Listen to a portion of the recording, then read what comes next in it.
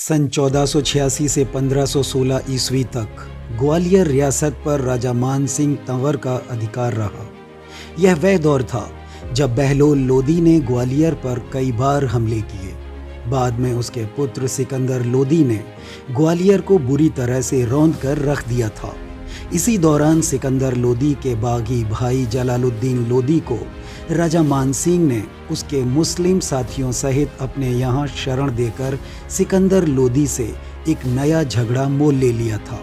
इन हालातों के बीच एक रोज राजा मान सिंह तंवर शिकार खेलने के लिए जंगल में गए, जहाँ एक जंगली सूअर का पीछा करते हुए वे बहुत आगे तक निकल गए।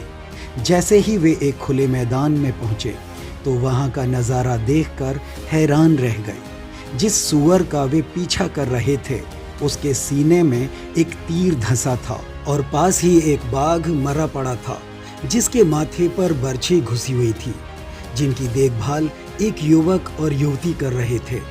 वहीं कुछ दूरी पर एक युवती हिंसक जंगली भैंसे के सींग पकड़कर उसे जमीन पर पटक रही थी।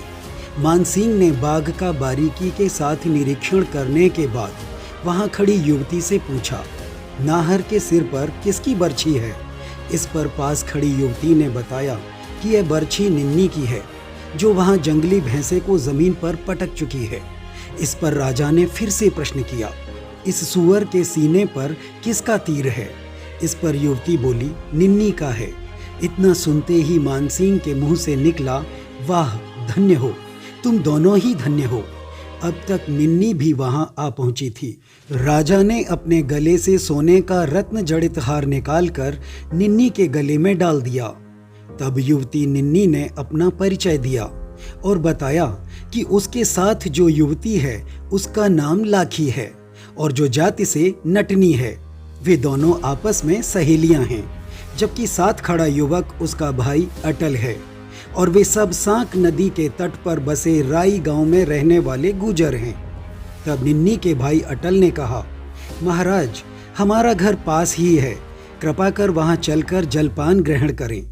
इस पर राजा गुजरों की गढ़ी में पहुंचे।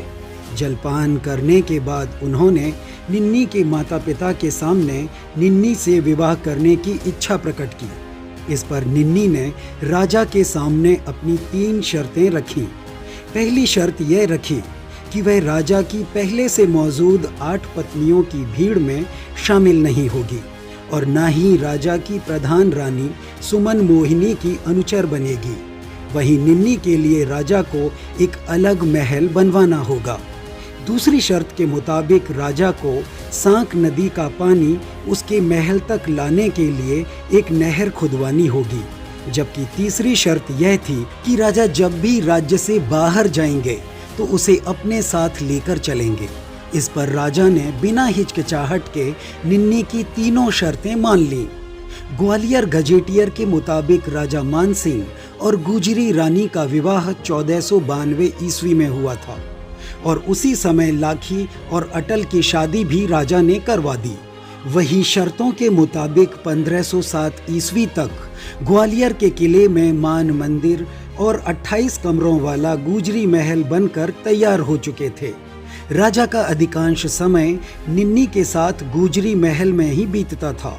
पहाड़ी की तलहटी पर बने इस महल में होने वाली हर गतिविधि को किले में मौजूद रनिवास की बाकी रानियां अपनी आंखों से देखती रहती थीं। राजा मान सिंह निन्नी के सौंदर्य के वशीभूत थे। उसकी हिरनी जैसी आंखों को देखकर उन्होंने उसे नया नाम मृगनयनी दिया। बाद में इतिहास और साहित्य में गुजरी रानी मृगनयनी के नाम से ही विख्यात हुई। राजा मान सिंह तंवर की गतिविधियों पर नजर रखने और अपनी आर्थिक राजधानी को स्थापित करने के उद्देश्य से सिकंदर लोदी ने 1504 ईस्वी में आगरा शहर की स्थापना की थी, जो पहले बयाना और सामूगढ़ के मध्य एक छोटे कस्बे के रूप में स्थापित था। गुजरी महल में राजा मान सिंह ने मृगनयनी की सुख सुविधा की प्रत्येक व्यवस्था कर रखी थी। हरे भरे वृक्षों से भरा एक खूबसूरत बाग भी लगवाया। सैकड़ों दास दासियां और अनुचर मृगनयनी की जी हुजूरी में हर समय मौजूद रहते थे।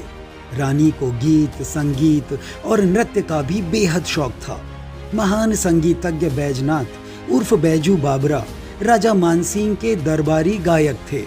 रानी गुजरी से प्रेरित होकर उन्होंने गुजरी टोड़ी, मंगल गुजरी, ध्रुवपद और धमार जैसे राग गायकी को जन्म दिया।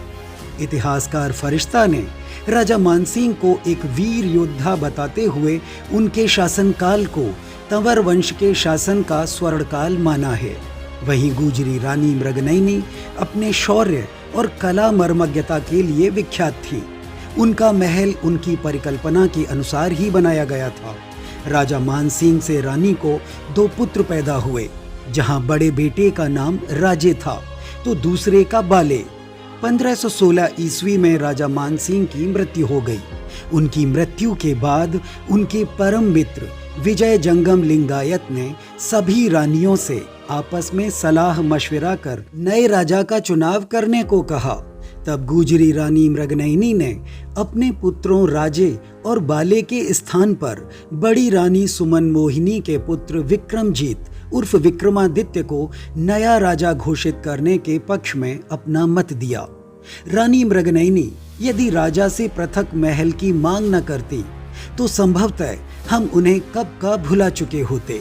ग्वालियर दुर्ग में बना गुजरी महल प्यार का प्रतीक है, जो रानी मृगनयनी और राजा मानसिंह के प्रेम को दर्शाता है।